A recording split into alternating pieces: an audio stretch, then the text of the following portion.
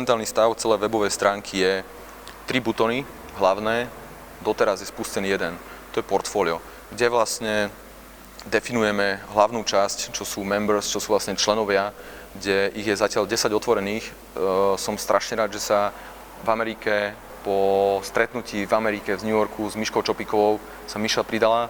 Práve včera som sledoval štatistiky Michaela, ide veľmi hore a mne sa strašne páči je blog. To znamená, vytvorili sme akúsi platformu, ktorú kedykoľvek vieme na kľúč dať našim známym, našim priateľom alebo mojim priateľom, ľuďom, ktorí robia niečo zaujímavé a majú pocit, že to chcú dať aj niekde inde, ako na akési svetové formáty, ktoré ja s tým vôbec nemám problém. Mne vôbec nešlo o to, aby som bojoval s niečím, v čím bojovať nemôžem. Skôr mi išlo o to, aby to bolo naozaj osobné. My v budúcnosti chystáme spustiť práve ten prvý butón, čo bude druhým veľkým butónom, to bude magazín. Nemáme ešte pre neho meno, ale 20. decembra spúšťame magazín, ktorý je pre mňa kľúčovým magazínem, pracovným slovom.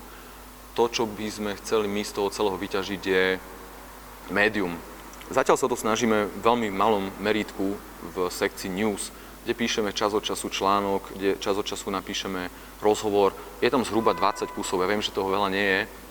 Bude to opäť viac prispôsobené technicky každému jednomu človeku, ktorý dostane tú možnosť alebo bude chcieť tam prispievať. To znamená meniteľná farba pozadia, meniteľná farba fontu, pridávanie obrázkov, už aj hudby, už aj videa, aj flashu.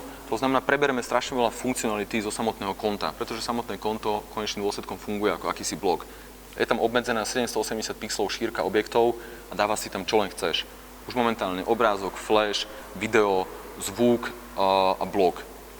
To znamená, Pišta Podušel je dôkazom toho, že s tým kontom a s celým tým engineom sa dá veľmi dobre vyhrať. Mne osobne sa jeho konto páči a považujem ho za najsilnejšie, čo sa týka využitia možností.